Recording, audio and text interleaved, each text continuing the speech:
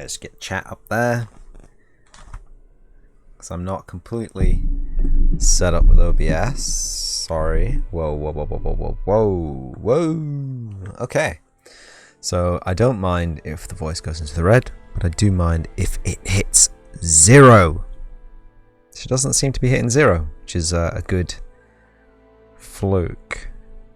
Seems to be hitting -1, which is very very spicy optimization. Welcome to the Mouth Noise stream. As you can see today, we will be playing MonHunWo. Let me just sort the resolution out for you there. It's a visual joke. I just wanted to play with OBS for 5 seconds, but there you go. I really do like the way that you can do that. I didn't update the information, did I? Did I? I didn't. Well, I did now. So there. Monster Hunter World. It says it. Part 6.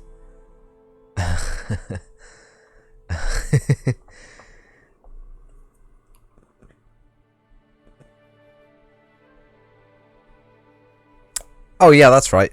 First, an announcement. I want to say sorry to anyone who followed, didn't get a shout out in the follow a stream add-on, extension, whatever you want to call them, whatever Twitch calls them. It doesn't seem to work. I thought maybe it was just going to be the first day of install. Maybe it's a fresh install of a fresh extension. People that day might get missed off the tally, but it's been installed now for a week, and none of the awesome subscribers have been lit up in that little box. So probably going to take it off, replace it with something more reliable, maybe.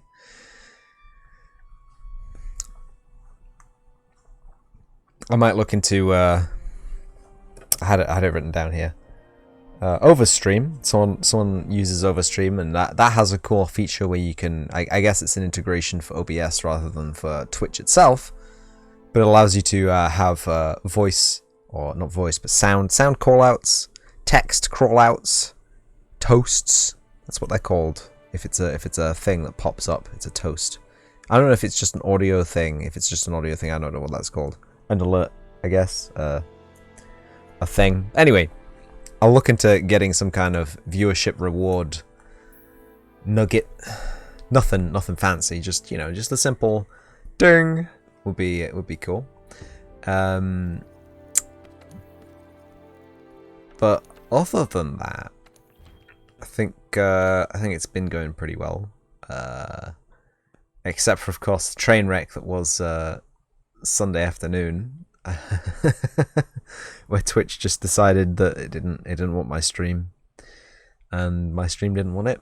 So OBS and Twitch had a bit of a fight amongst themselves, and yeah, the Monster Hunter stream didn't really work. I took down the remnants of what it was because it was messy, garbled husk.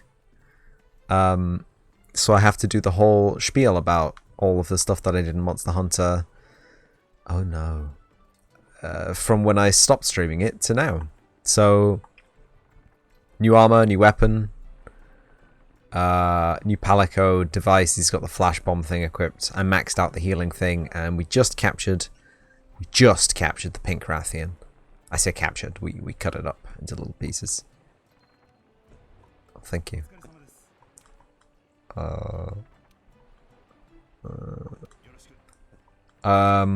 In other news, I have a work in progress, a little leather knife here in a cup of coffee, darkening the color of the steel on the blade because I felt like it.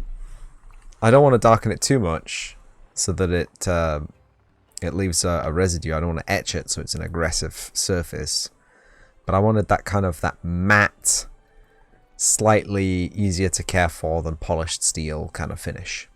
And coffee is really one of the ways to go about this. It's a very weak acid, as you can probably tell because most people drink coffee rather than put knives into it. But coffee itself, being a weak acid, very good for slow etching processes. It's very good at darkening steel over the removing material. If you put a piece of steel in ferric chloride, it goes quick. Even a couple of seconds. You can just dip it in, dip it out, and the commercial 40% dilution. Yeah, the commercial 40% dilution ferrochloric acid. Yeah, that stuff is too strong, really. It even recommends on the bottle to water it down. It comes basically as a concentrate. Of course, for storage, you can dry off all the liquid from ferrochloric acid, store it as crystals. It's potentially a lot safer to store as crystals because the crystals themselves don't actively really react with things. They can be put in a glass jar or something, a thick plastic tub, because it requires an aqueous binder to actually become acidic in most cases. But that's not what we're talking about. We're playing Monster Hunter. We're not doing science. It's not a science lesson here. Video games. No brain. It's no brain time. What am I doing? What buttons am I pressing? Dual destroyers. Whoa. I'm not. Whoa. Black Steel Twins. Whoa. Why am I even here? I wanted to go back, but I pressed triangle because that's what it is in Castlevania. I wish all video games had the exact same control scheme. I mean, that's a lie, I don't. It would be horrible if they did. But, you know, it would make playing a lot of different video games a lot easier. Can I upgrade the Azure Blade? No. Can I upgrade the Iron Grace? No. Can I upgrade Dazzling Flash 1 to Dazzling Flash 2? No. Still need the Legiana wing. Legiana? Legiana? You tell me. I don't know. Probably Legiana. We can't have Last Dance 2 or whatever this is. I don't even know what this is. I haven't even got that far in the game. Amazing. And the Magda Facultas. Still, I'm missing loads of stuff for that as well. And that's it. The rest is armor, and I'm iffy about upgrading armor because it's good now, but when I get better armor, it would just have been a waste of armor cores. Anyway, so is there a DLC coming out for this game or something?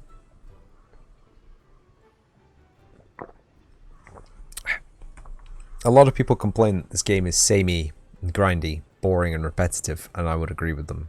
But they are the core aspects of Monster Hunter that make it what it is.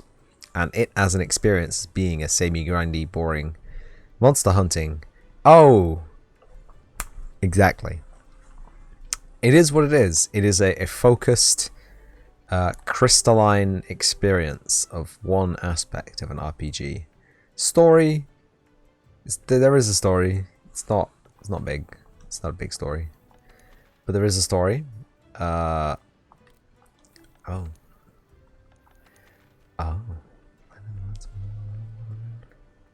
Capture a Baroth.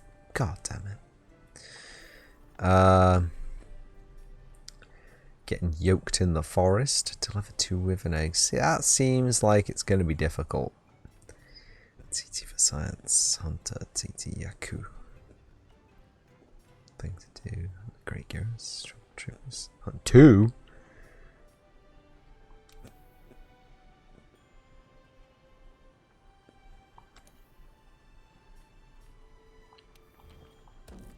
Alright, let's do this. Trouble Trooperonis.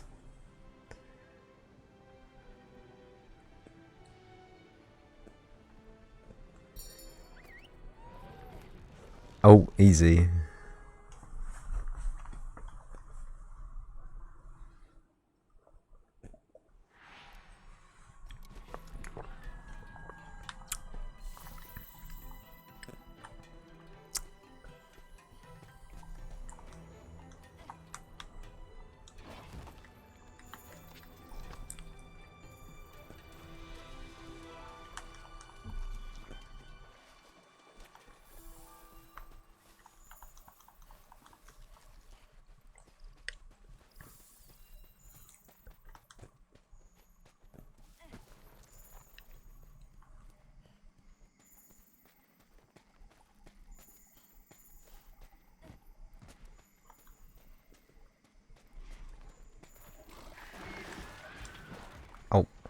God damn it.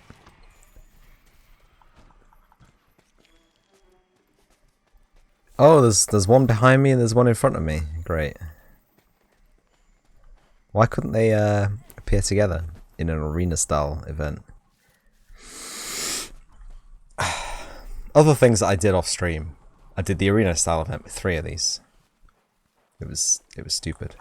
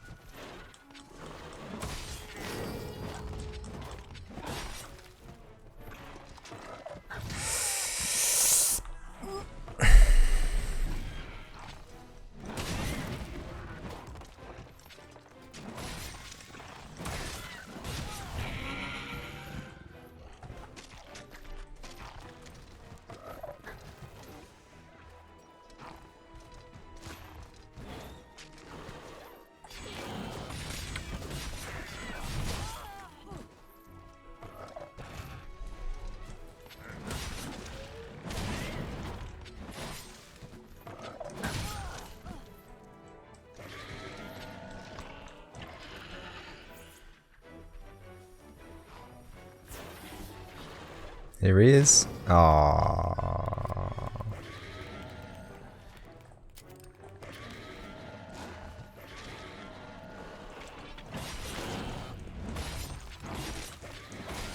Is there any part of this which reflects attacks? I don't think there is. And for that, I'm happy.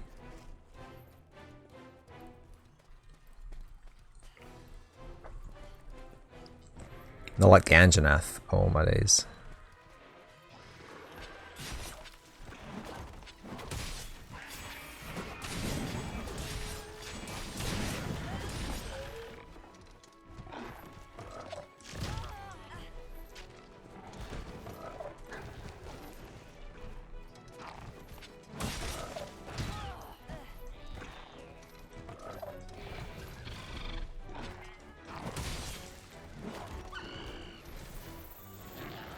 Do I have a trap?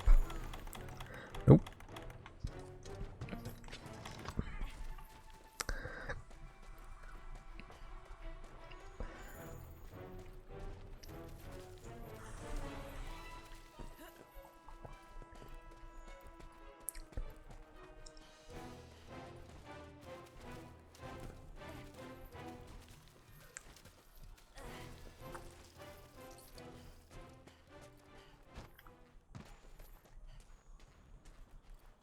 Can I make a trap?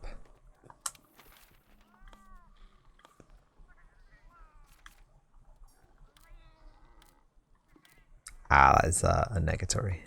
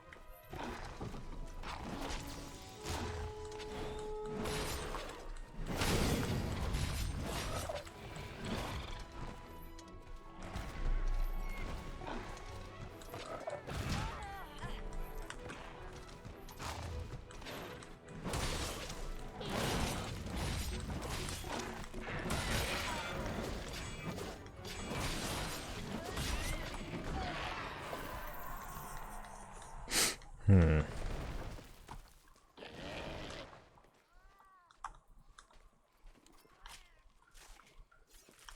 should probably start bringing traps out.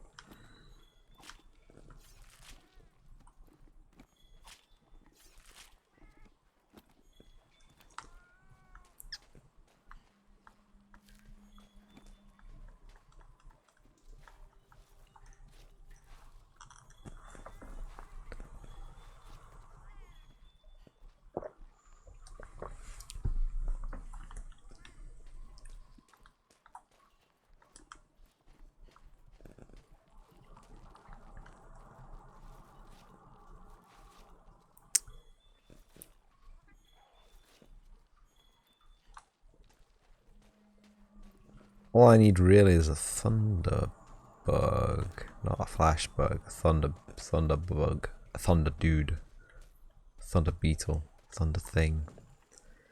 Just look. Be the easiest way to know. Shock trap. I need a thunder bug and a trap tool. I don't have either, apparently. Thought I did.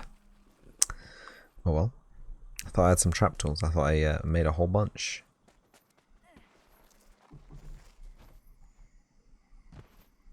Guess that was a lie. I guess I didn't. Shame.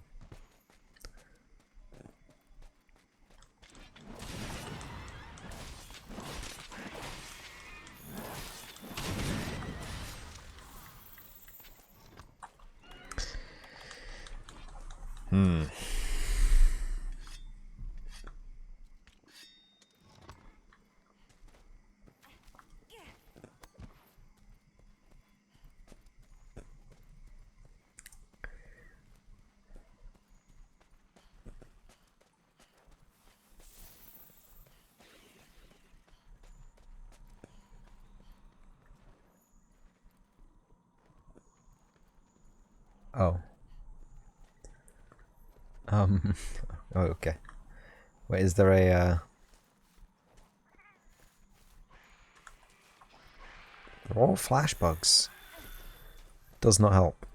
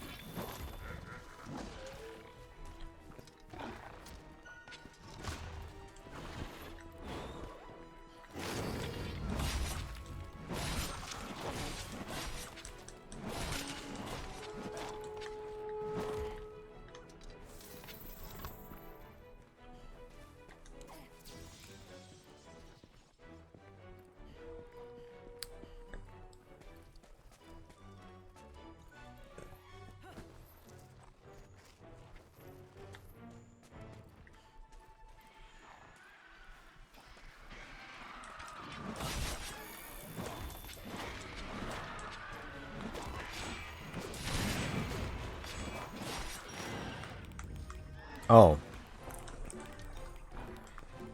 Oh no.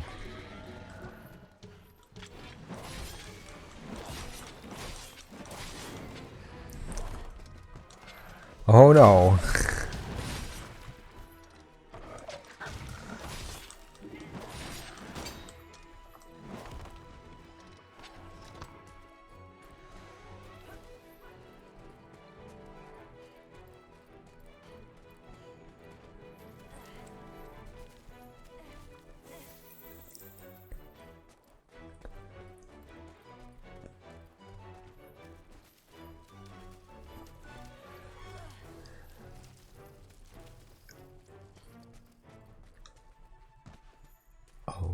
Oh no.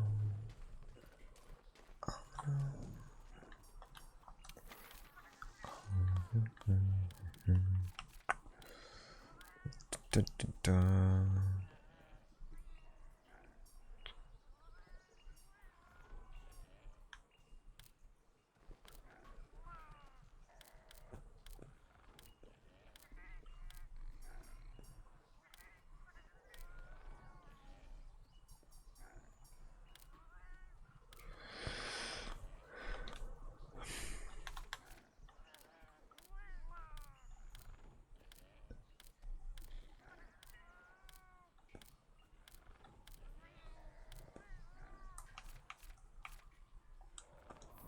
You can only craft those in the city?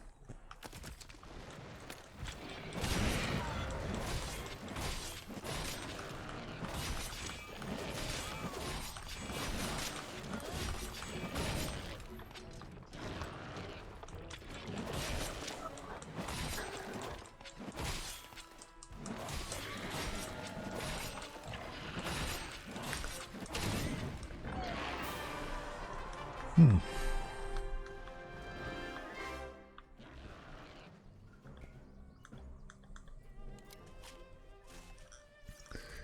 Hmm.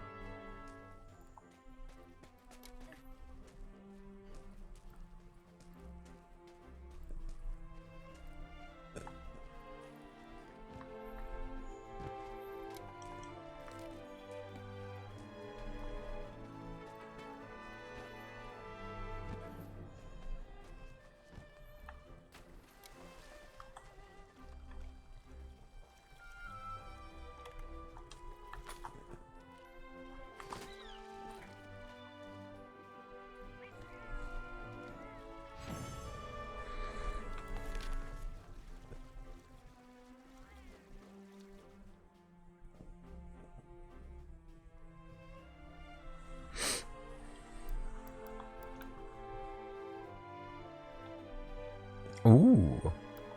All right.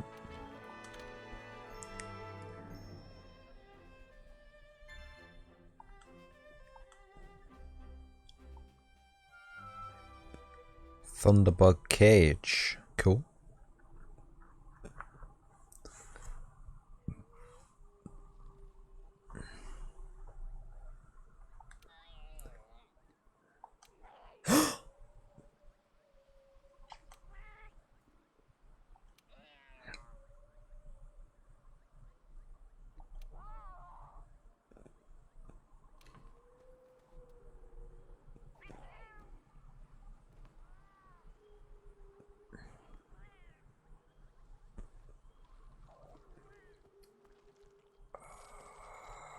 Whoa.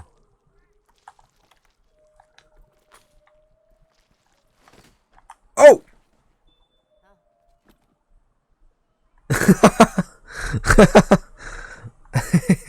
Damn, I don't think my net was actually that big.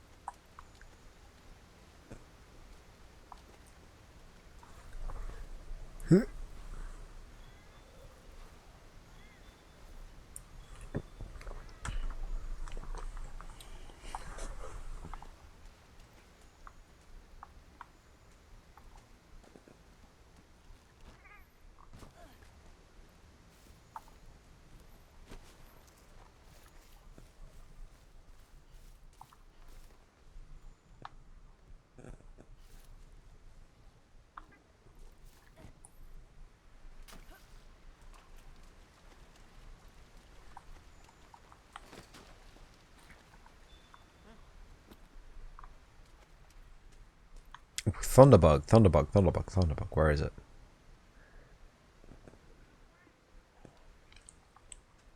There it is. Can we cultivate these at the thingy shop? I think we can. I think we're gonna have to. Oh, can I?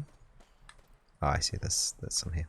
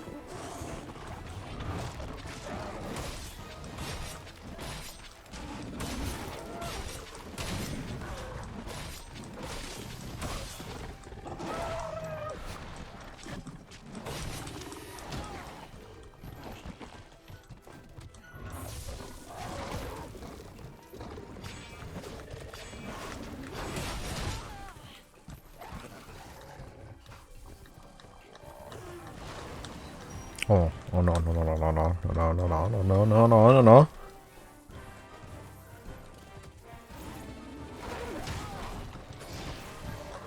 And I'm poisoned.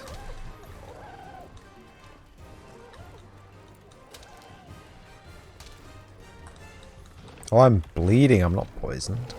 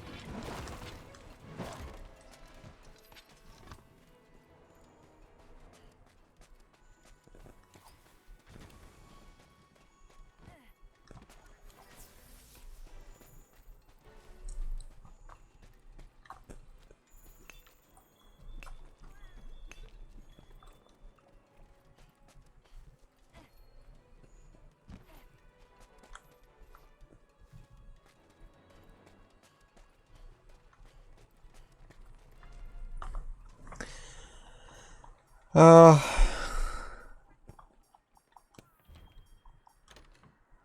I don't know why I even started doing that, but heading back.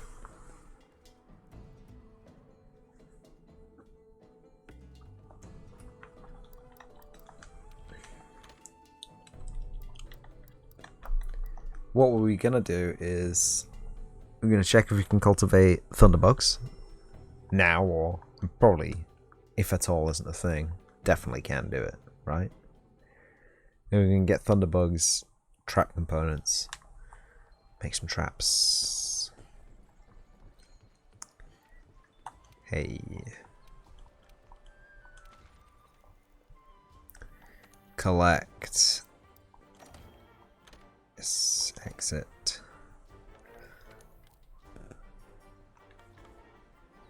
Oh. Hmm.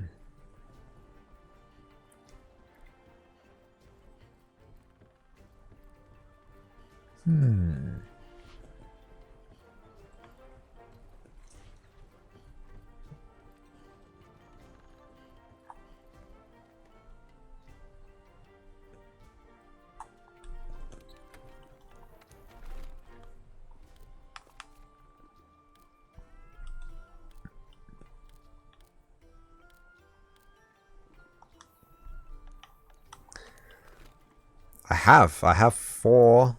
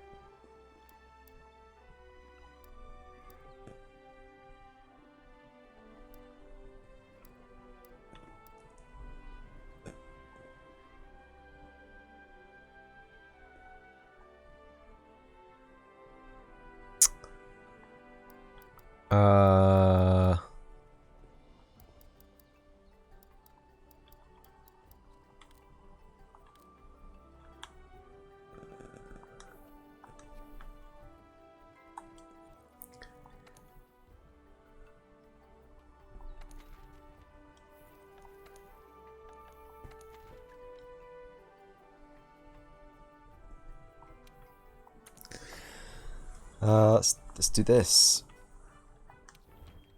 Because this will be easy. Easy peasy.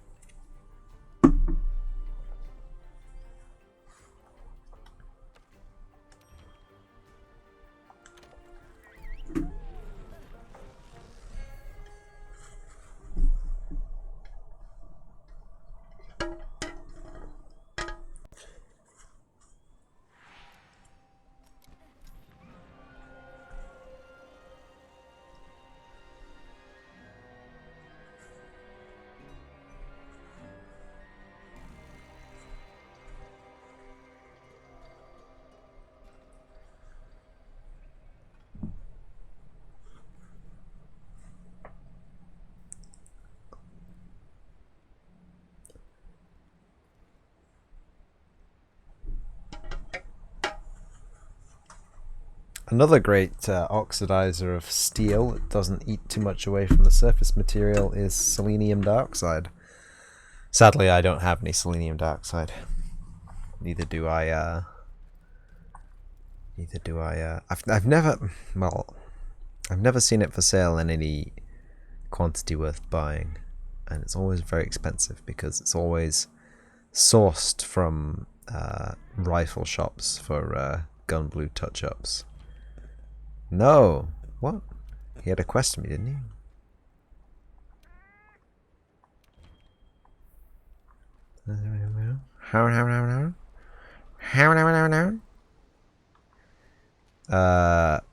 Seat.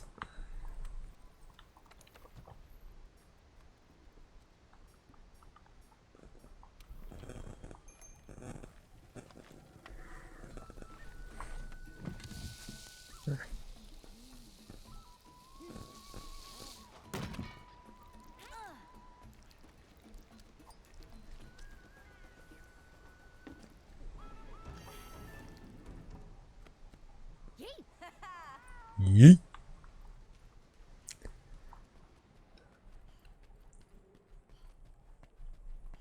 So, funny story. Not even recently, but for a long time, and this probably goes for anyone. You know, I use my PC a lot, and you know the warm eye, the dry eye, bloodshotness became a problem, and I saw once there was a cheaty eye spray that you could get, and I thought, oh, that's a good idea, just a bit of a pep up, you know, when you need it, and you know, you just give it a spritz whenever you're feeling like your eyes are fatigued, and it gives you a couple of minutes extra runtime, which is cool. Cannot deny that it is not cool. But I bought some. Yeah, I bought some. And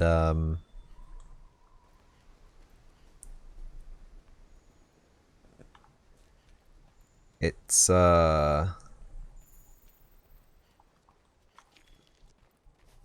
good. It's refreshing. It does work to cool down the eye. It does soothe irritation from getting blasted with all these light waves. But and I mean, this may sound like really obvious, like it's not a medicated solution. There are no anti-inflammatories, nothing that would solve a problem if it was there, which is a good thing, because it means that, you know, you can spray as much as you like and you won't go blind, essentially. But at the same time, I'm really disappointed at how much it costs compared to how big the bottle is. So you get 10 mil of usable solution, advertised usable solution. They say that they have constructed the bottle so you will get at least 10 mil. So we'll run with 10 mil, probably, you know, 11 if you want to split hairs. It's, you know, more important to give them more than less, etc., etc., etc. But you get 10 mil, and the instructions and the ingredients list are in the inside of the pack. So ostensibly, unless you were to open up the pack in the supermarket and read it like before you bought it, you would be reading the ingredients list safety information for the first time.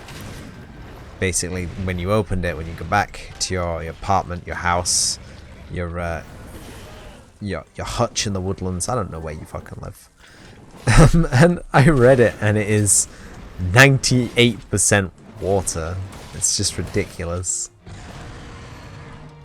And like the 2% of quote-unquote active ingredients, soy lichen is the largest one, followed by alcohol. Soy lichen, I don't know. I didn't look up any of this stuff. I'm not a chemist either. It's probably something to do with the film, the mucus film on the eye. I'm sure it's a replacement constituent part or something like that. It's probably very important to the effect of replenishing the surface coating of the eyes stuff. But yeah, after that it's alcohol, which is very definitely, obviously, something to increase the what you call it? Evaporability. Is that even a fucking word? How fast it evaporates. So you add alcohol to something, it makes it evaporate faster. When it evaporates faster, it makes things feel cooler faster. In fact, it cools things down faster because it transfers heat away from them faster. Which is exactly how most of your body cools itself down anyway. It evaporates water off the surface of things to keep things nice and... Are you limping? Bareth, are you limping?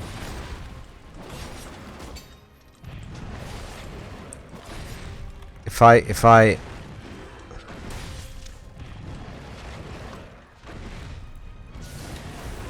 zap zap.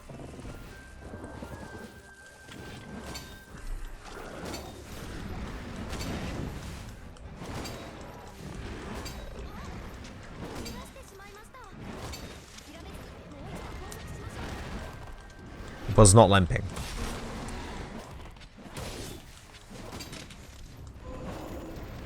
It is limping now, motherfucker. But that means I have to go back to my precious toolkit and get another one of those fuckers out. Yeah, I know the Barroth's going in the opposite direction to me. Great. Anyway, yeah, so it's got a couple of other things. Salt, for one.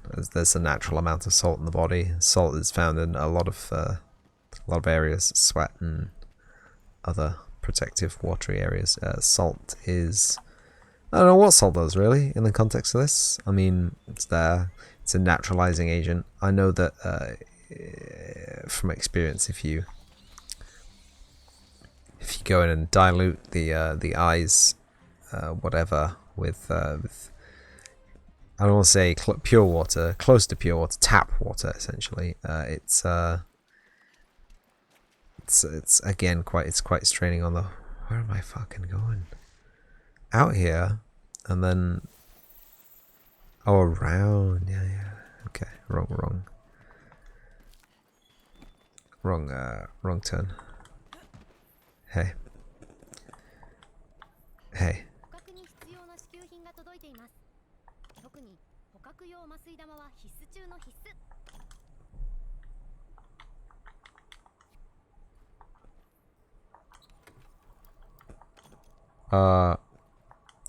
This isn't my supply box. This is someone else's supply box. This is the Adventurous Toolkit supply box. Anyway, yeah. I think if you rinse your eye with like tap water, I guess tap water's got a load of stuff in it, like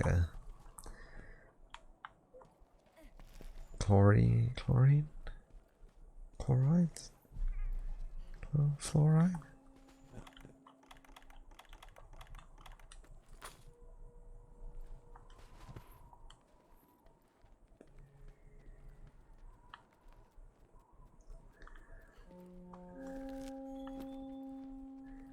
All right, lad.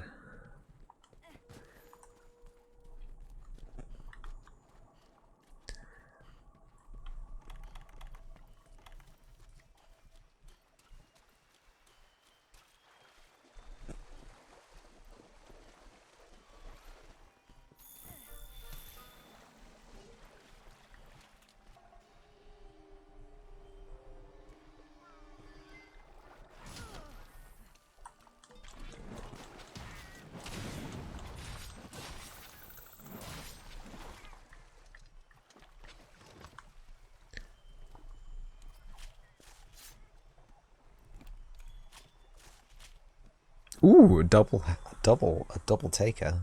2 skins from 1 Gadget. Wow. Don't spoil me. But yeah, not that I would recommend making a topical eye spray or any other kind of medicinal ointment in your own home. I want you to be aware of the risks and dangers of doing such a thing. Oh, this is he. Oh, submerged. I can't use it here. What a clever fellow. Wake up.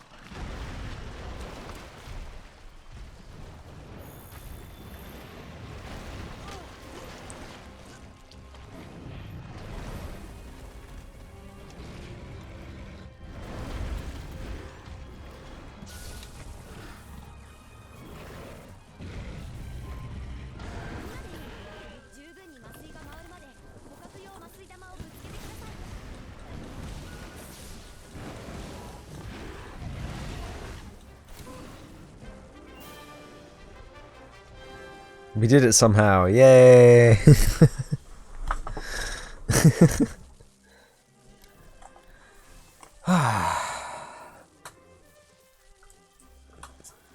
Yeah, it makes you wonder. Like, okay, I'll fully disclose it. It was like £8. £8 for 10 mil of salt water, basically. In fact, we got the Steam browser here. I don't know if this will show up in the stream. It probably won't, because it's the Steam browser. What is soy lichen? Not soy kitchen, you I spell it wrong. Oh, God, I spell everything wrong these days. This is from the Carphone Warehouse. Standing connection. That is for my new phone contract. Infinite data, boys. It's here. It's not on the bottle, is it?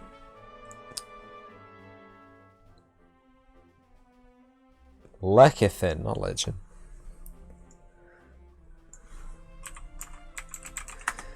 It is soya lecithin powder, 250 grams, $5.91. Jesus. What is soy lecithin? Lecithin is a food additive that comes from several sources, one of them being soy. It's generally used as an emulsifier or a lubricant when added to food, but also acts as an antioxidant and flavor protector. Soy lecithin, good or bad for me, health me? People ask. What does soy lecithin do to the body? So soy lecithin can contribute to raising HDL, good cholesterol, lowering LDL, bad cholesterol, and blood profiles. Soy protein provides an extra boost for people using it to treat cholesterol because of other components that soy offers. Lecithin benefits your skin, digestion, and more.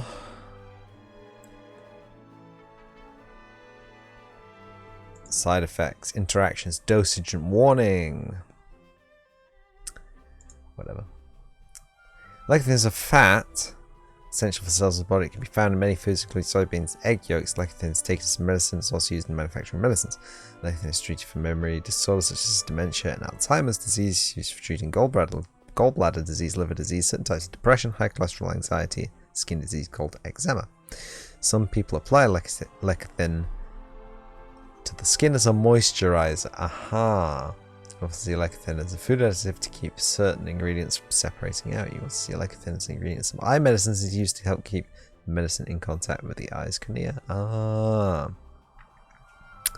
There we have it. So the lecithin acts as a kind of a net or a gel agent to basically suspend the water on your eye. Good. That's where it's meant to be. So I'd say it wouldn't work as well without the lecithin. It would be less efficient, but at the same time, if you had a large bottle of, let's just find out, you know, because you can buy distilled water, deionized water. That's 2 liters, 5 liters. Jesus Christ, for £1.80. Okay. So £1.80, we got 5 liters of water, and then we need it's ethanol in the eye spray, isn't it? Lecithin, sodium chloride, ethanol, and phenoxyethanol. All right. Ethanol. Shopping. Come on. I don't want to learn about it. I just want to buy some.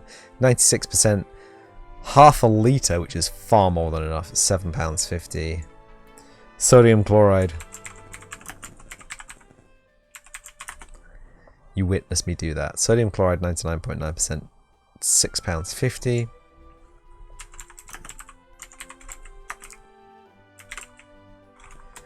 Soy lecithin, yeah, okay, I spelled it wrong again. Soy lecithin, Whole Foods, 250 grams, which is... So in... Here we go. 1 milliliter contains 10 milligrams of soy lecithin. Yeah.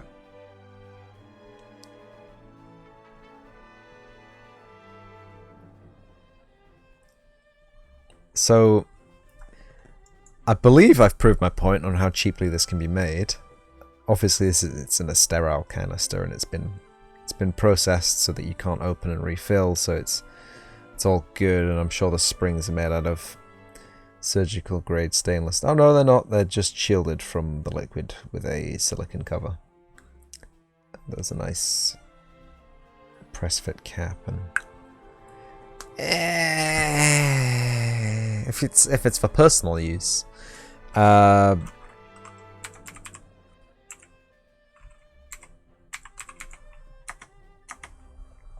if it's for personal use, I mean, put it in what you phenoxy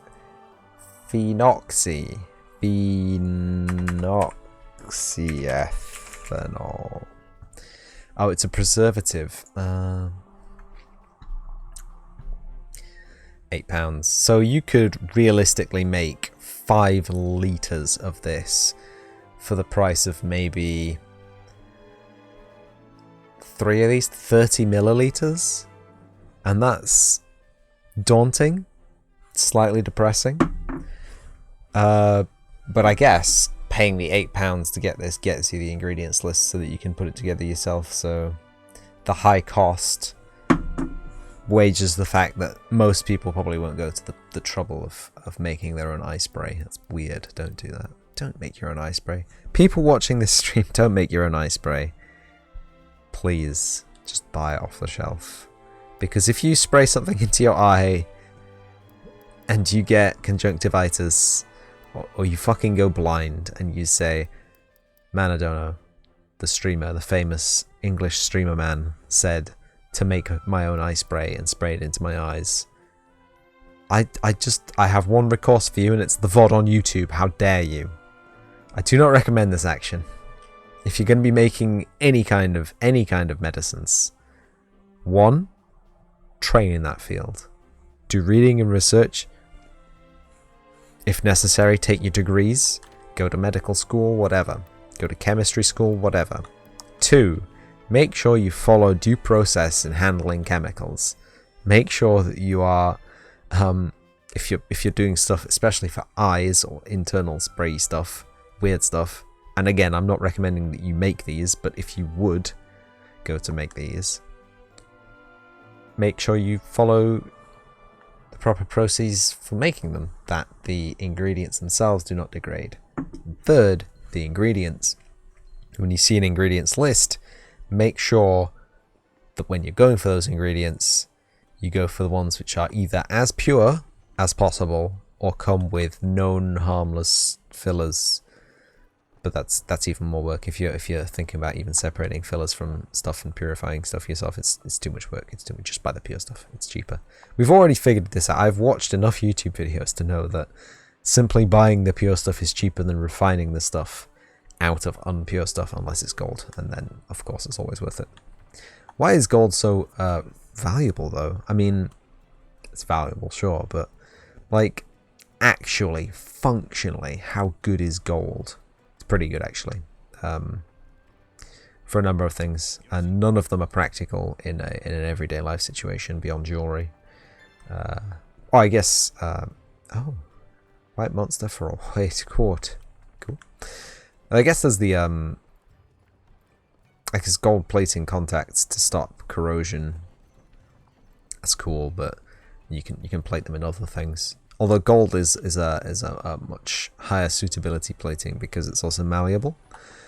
If you plate something with nickel or chrome, sure, it's very resistant to chemicals, but if it goes through a lot of plugging and unplugging, the plating can flake off because the coatings are quite hard. Gold being malleable will receive a certain degree of squish. Obviously, plating is a very small things anyway, so oftentimes it doesn't really matter. But you know, every little helps sometimes. And silver, highest conductive metal on the planet apparently. Electronic conductivity, unless we're talking about supercooled niobium. The superconductors, of course, which have somehow zero resistance to electrical flow when they're supercooled, which is great. Which is amazing, by the way. Why are we talking about this? Science. Right, yeah. Don't make medicines yourself. Buy medicines. Have medicines prescribed to you by professionals who know what they're doing. But at the same time, seemingly asinine fact that the ingredients for this eye spray are so unbelievably cheap that they charge nearly £10 for 10 milliliters of this stuff. That's £1 a milliliter, and that's like 4 sprays right there. It's 25p a spray, and you can go to Steam. You can go to the marketplace on Steam, and you can buy sprays for 3p a piece. Anyway. It was a joke. It's because it's a different kind of spray. God damn it. It's my big problem, in fact. The fact that despite making some of the best jokes ever told... Oh, I sound like Claptrap. Oh my god. Jokes aren't good if you have to explain them somehow. I always seem to end up explaining my jokes, and... I guess I don't follow a logical process for progressing a joke kind of story arc.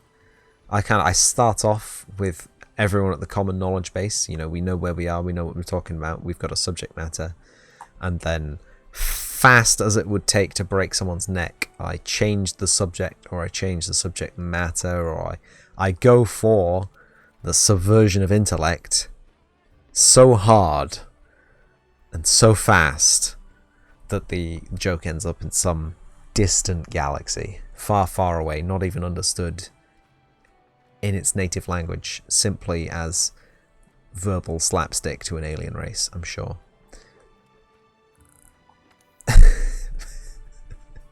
And now, after that extremely esoteric explanation of how I can't do humour, back to Monster Hunter.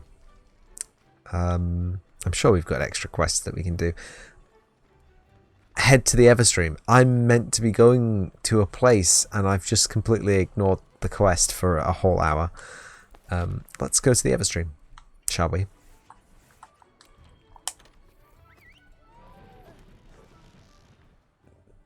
But yeah, I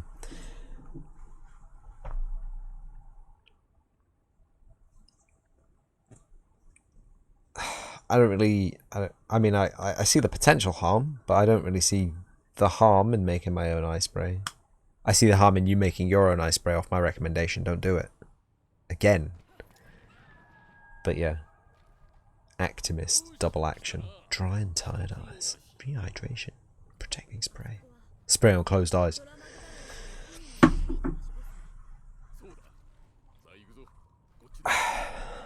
So the soy lecithin and the vitamin D and the vitamin A are essentially just moisturizing components for the surrounding of the eye, and the lecithin also acts as a binding agent to keep the water on contact with the eye. The ethanol and the phenoxyethanol, whatever, act as oxidation inhibitors to the material in transport and storage. Preservatives, essentially. There we go. That's the word. And the ethanol, being an alcohol, also acts as a cooling agent by making it more effectively evaporable. And they are the way that the eye mist works. It cools down the eye by evaporating off the liquid. It replenishes some of the water mass and salt native to the eye itself. It moisturizes the surroundings of the eye, including the eyelid and the under eye tire bags, because you have tired bags if you have looked at the screen long enough to have burning eyes and bloodshotness going on. Oh, activity feed. I've closed it somehow. There we go. Sorry about that. No one followed me during that, so it's fine. It's a big long ramble about chemistry. Welcome to my stream. Welcome to the chemistry stream. May as well just change the description of this video to just chatting, considering how much Monster Hunter we've actually played. I've wasted time doing optional quests, and I've talked over this guy, leading us through the crack of the ass world. I mean the ass crack of the world. I mean the devil's butthole. What? God, poor Ragnarok.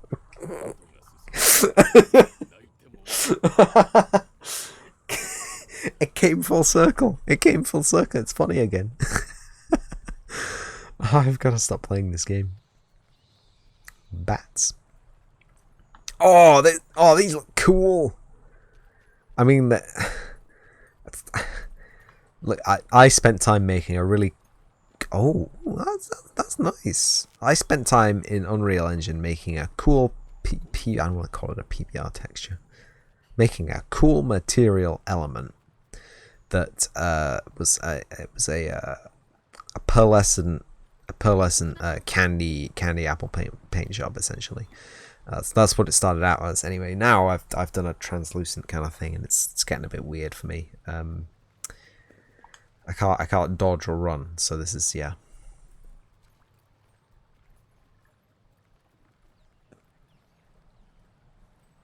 But these, I mean, they take the shape of rocks. They take the shape of the. Are they hexagonal or are they octagonal? Something like a quartz or a basalt. Hey, there's some basalt right there, in fact.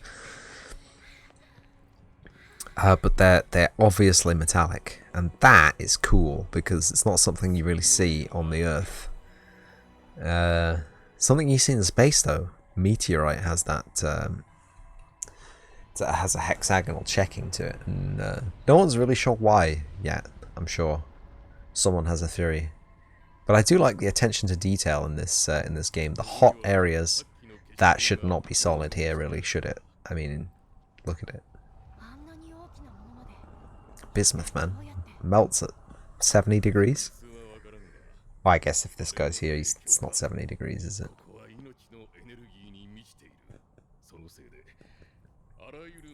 Bismuth is pretty cool, though. So it's a main component in Pepto-Bismol, apparently.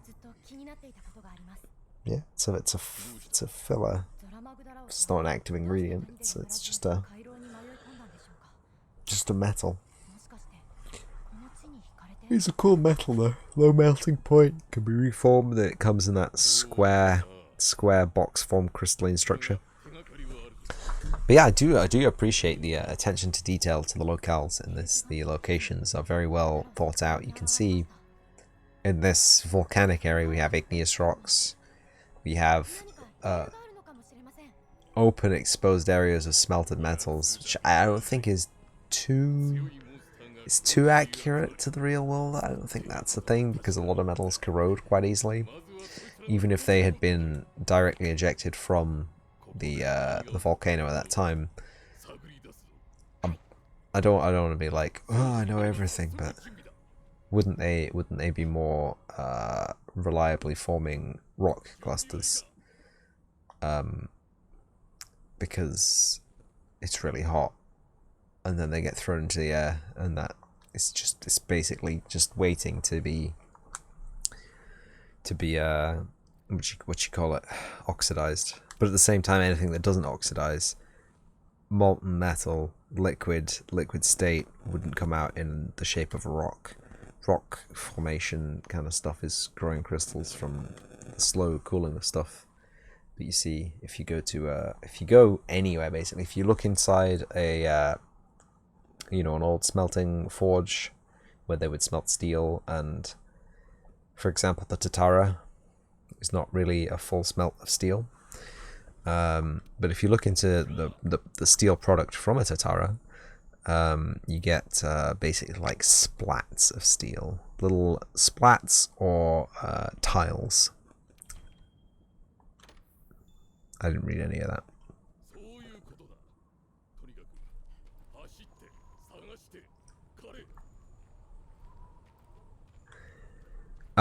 But yeah, the form of metal from a volcano is not ever really in a rock shape, which I guess is why it looked so cool. It's because it's unusual.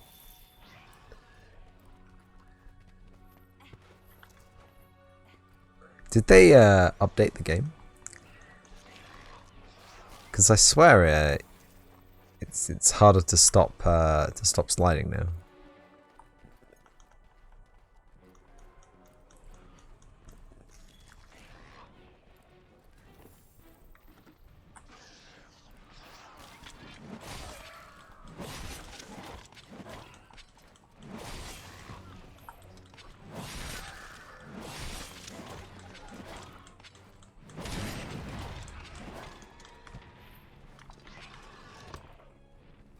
Oh, it's just a Barnos.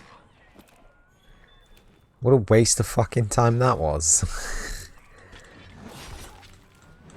I thought they were something serious that were just ligging around waiting for me to just get killed by them. But no. The scrubs.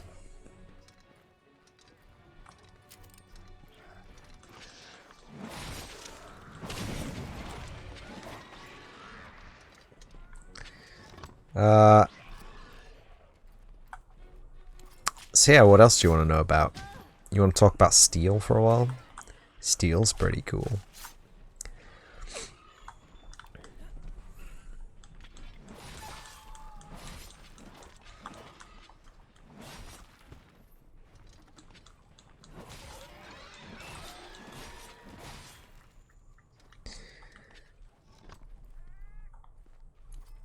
It's always a good chuckle when people talk about iron tools. And it's I don't want to say it's like a crass misunderstanding of what iron is, but it's definitely a shortcut word. Iron itself, elemental iron, is very hard to come by in the world, and in fact,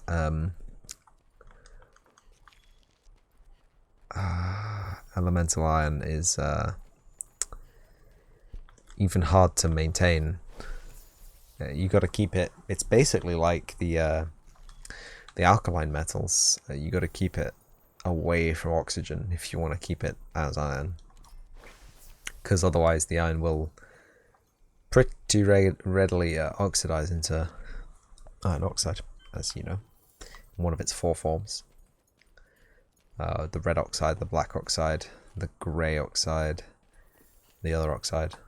I can't remember what that is. It's what are they? I don't know the names for them, but they exist. You should know that they exist. You should do that research yourself, because I haven't bothered to do it. This isn't a research stream. I'm just here to play Monster Hunter World for a couple of hours. You know, chill out, man. I'm just here to chill out, man. See that? It's a big lizard. It's a house lizard. A house lizard gate. I don't have to fight it, do I? I don't have to fight it. I'm not gonna fight it. Fuck that shit.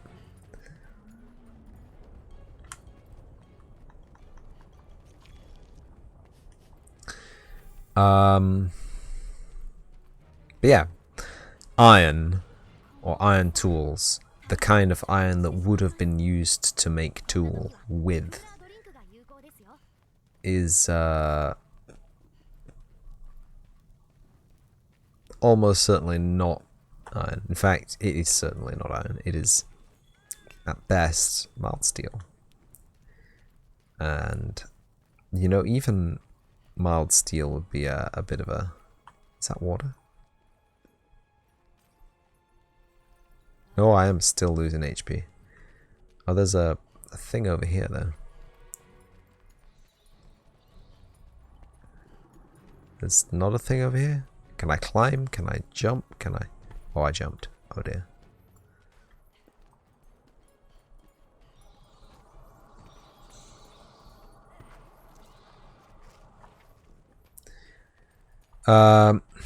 Purely because even when you find but you don't find really steel naturally. But when you find iron ore, you must smelt it. You must smelt it back into the metal. If you don't, I mean, what are you even doing with your life as an ancient civilization? Just looking at that iron ore and thinking it's all good by itself. How are there bees inside this goddamn volcano? I hate the attention to detail they didn't put into that.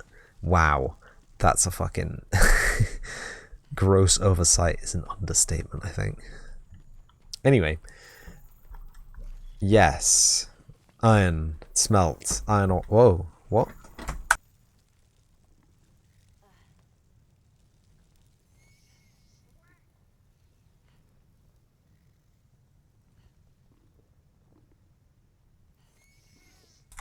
Oh, good, it worked.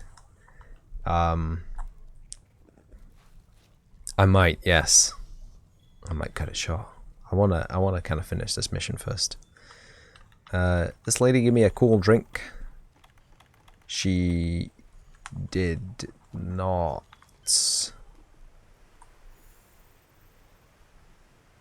Oh, thank God. Oh. Give me my fishing rod.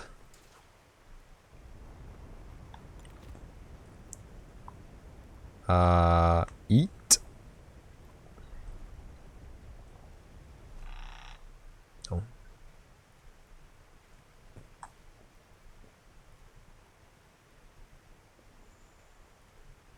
Thought it's you, I would have just thrown my fucking net in.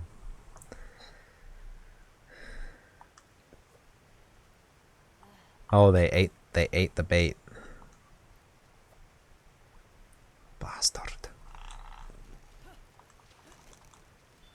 A platinum fish. Wow. Anyway, iron ore, smelt iron ore into iron metal. You smelt iron ore into steel. Because the process of smelting, especially in the ancient world, required heat.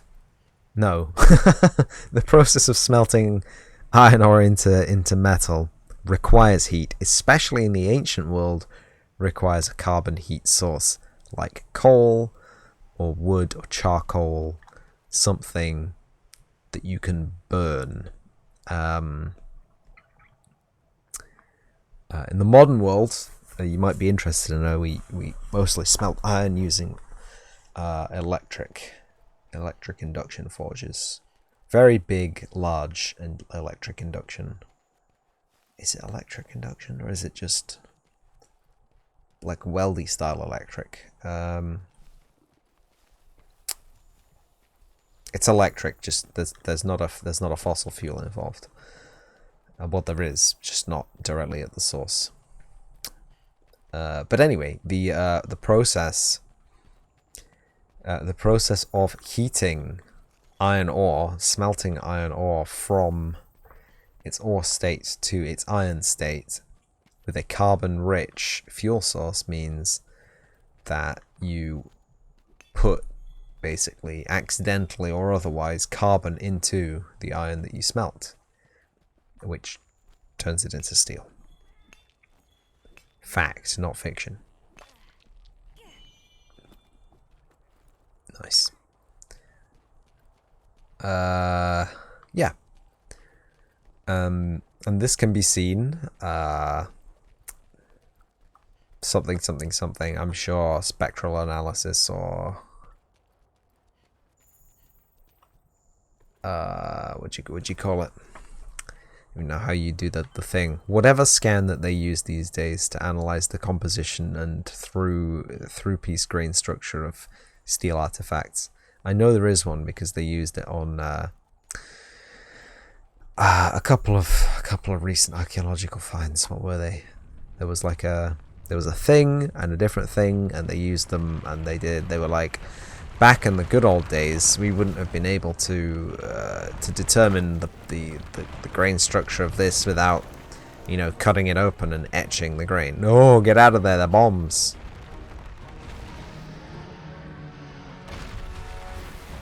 Dude, that was so badass. Uragan. Please don't smile like that. That's fucking no. What's this? Yo. Nice.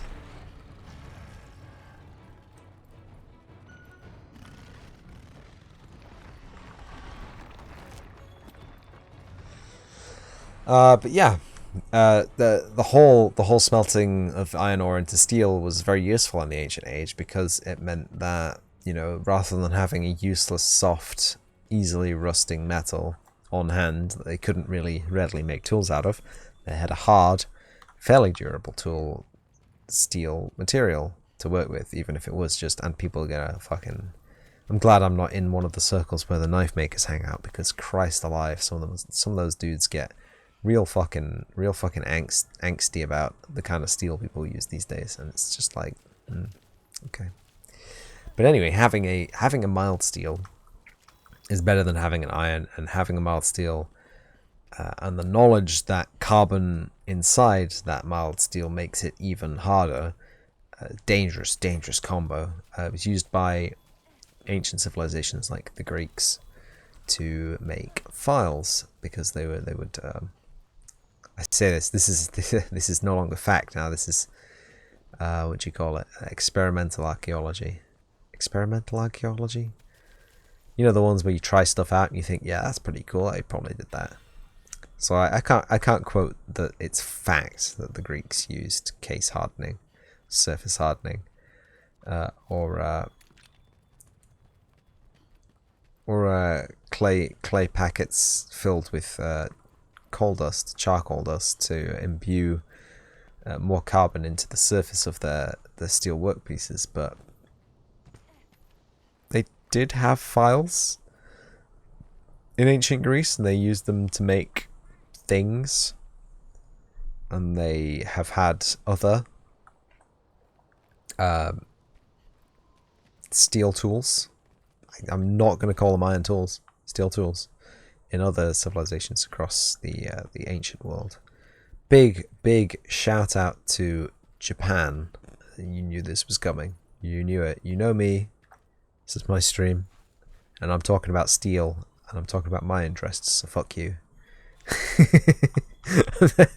Zero apologies for moving straight into the Japan territory. So Japan is or was not an area which was readily rich in iron ore deposits. It later imported a lot of its iron ore from China, but in the block passage, okay. While it wasn't importing iron ore or smelted iron ingot, steel as it would be, from China, they what's going on here? They had to make the best of what they had, which was little, and the Japanese smithing technique is heralded by a lot of people for the wrong reasons. It's not a very good method of smithing.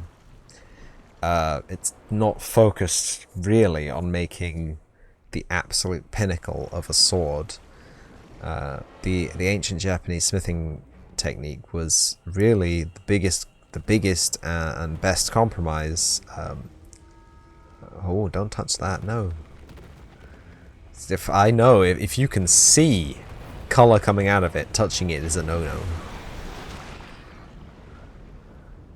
But anyway, so they were basically doing the best that they could, making usable tools, swords, spears, whatever they were asked to make out of basically as little raw material as could be asked of anyone to work with. So they I don't want to say they pioneered stuff, because I mean there was kind of like a separate couple of trends of smithing techniques, and this is something that the Vikings did as well. The old Norse bros, and in fact even all the way up until the Renaissance, when smelting techniques were established, basically, were well established. They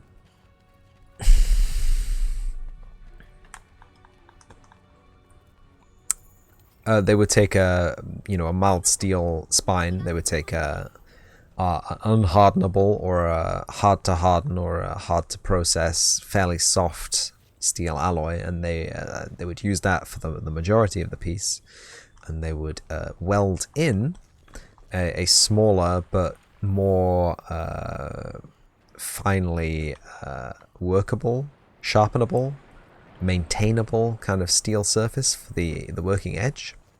And you can see this in medieval axes for lumbermen. You can see this in the pattern welded Viking swords, which had essentially a hard steel outside, the most basic quote unquote pattern weld. would be a hard steel blade wrapped around basically a mild steel core. Very popular design, and a lot of those were actually pattern welded with an intricate. I don't want to say most of them. A lot of them were. Some of them were. The ones that survived were. So the good ones. The really expensive king swords, right?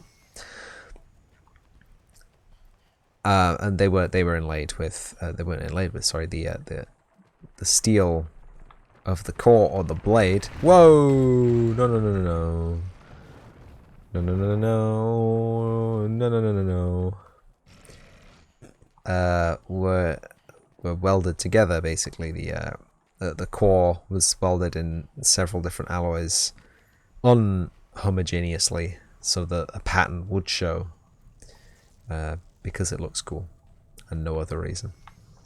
Pattern welding was used, you know, to build up the length of something. You know, the length or the width. If you haven't got a large piece already, or you lack a lot of the capabilities to make a large piece of steel, what better way to do a large piece of steel than take two smaller pieces and basically glue them together? It's not really gluing, because you're where are those old splintered horns, for Christ's sake? That's a rock. I don't want that. That's a bone. Ah, there it is. Yeah, so pattern welding was used for decorative purposes, but I can see also the function behind it, making a large piece of steel out of several smaller pieces of steel, making it look good while you do it. It's a, you know, common thing that, I don't want to say it's a common thing that knife makers do, but, you know, making the best of a not so ideal situation is something that a lot of makers do. Machinists, artists, whatever. If someone's making something and they lack the specific raw materials, they lack the ability to get the specific raw materials, they don't have a patron willing to pay a bigger premium for the materials that they would ideally use. But, you know, you do the best with what you've got, and that's how it is.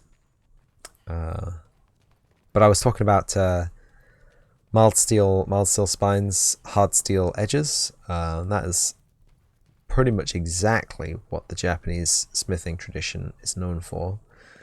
Not just having a hard steel edge and a soft steel back, but having a variable heat treatment of the two or sometimes three layers of steel to further kind of separate the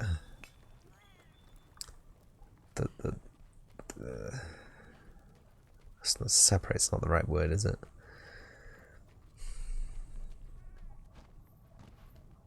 Someone think of the right words for me, and then they make me say them. Hey, what's up? Cool.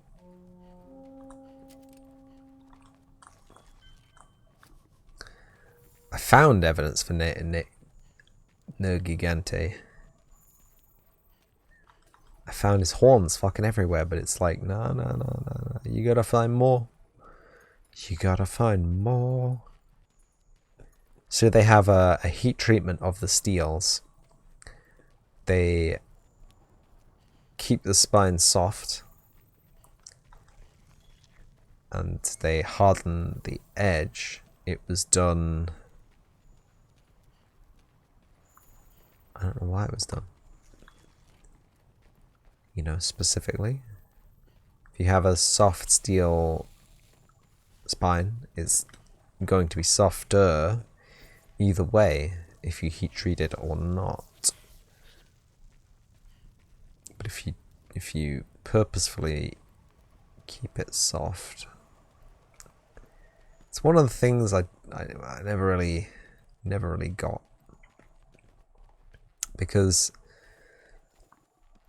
it's I don't want to say it's a common fact, but like it's a common fact that if you kind of build a discrepancy between two areas of a of like a homogeneous piece or a semi-homogeneous piece, not even homogeneous piece. So if you have the steel is joined without a seam, it's welded together properly, there is no real advantage to varying the heat treatment of the areas. So I have living proof of this. I have a kitchen knife downstairs I made, which has completely accidentally, a temper line, a hamon across across the blade, and I thought to myself, it's commonplace to not temper blades which have a variable heat treat. As the edge has been hardened, the spine has been relaxed or unhardened. There's no need to temper it, as the edge is as hard as it would need to be, and the spine has not been hardened at all, which gives it the ductility. But it really, in my experience, it's a double-edged sword. The edge truly is very, very, very hard, but it's more prone to chipping. Like very, very prone to chipping. The spine I don't really care, but because it's not been heat treated, it doesn't have a spring temper at all. It's more prone to bending. And when you have this, no, don't I don't want to go in there. No.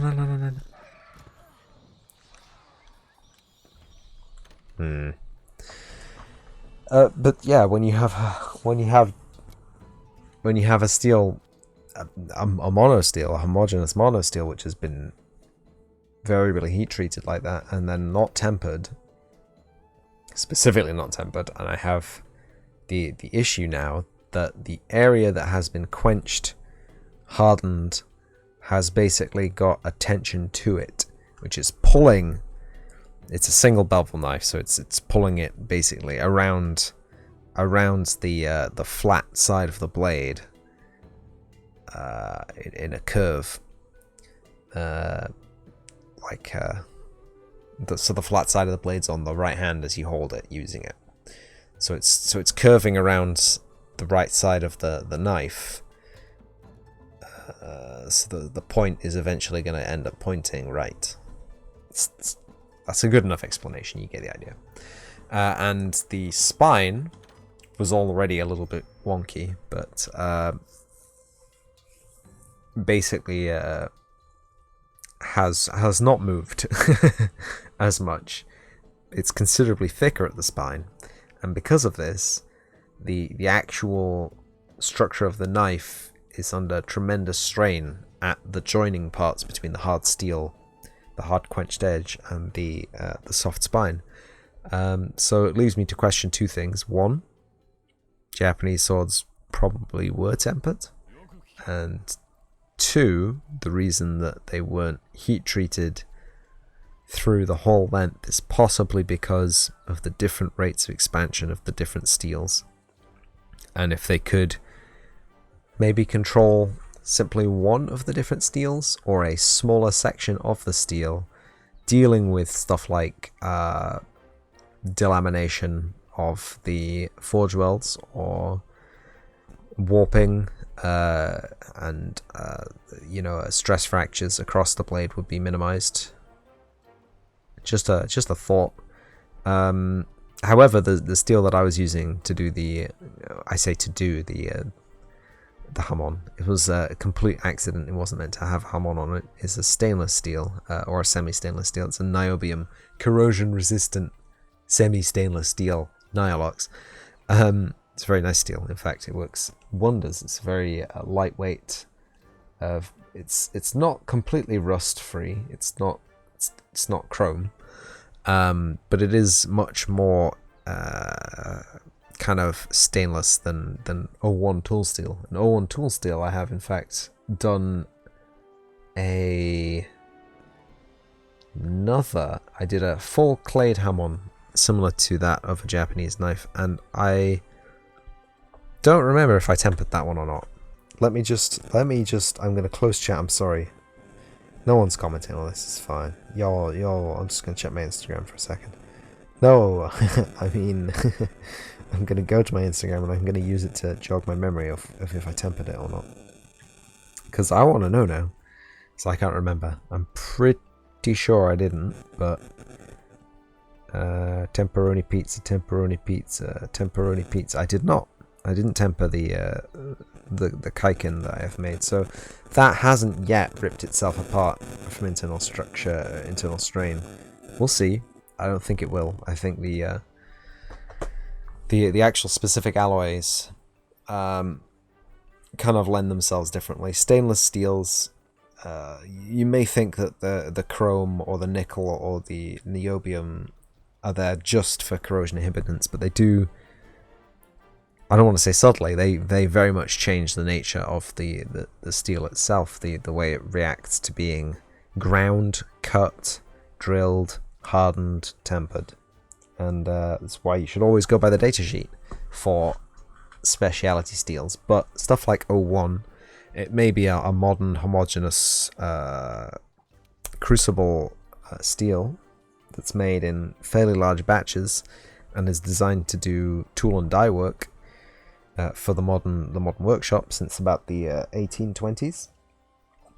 01 itself is still a very, very primitive, I'm going to put my phone up to charge, a very, very primitive steel alloy comprised mostly of iron, carbon, a couple of other things. There's always going to be alloying elements in a steel. This, without going into lab details and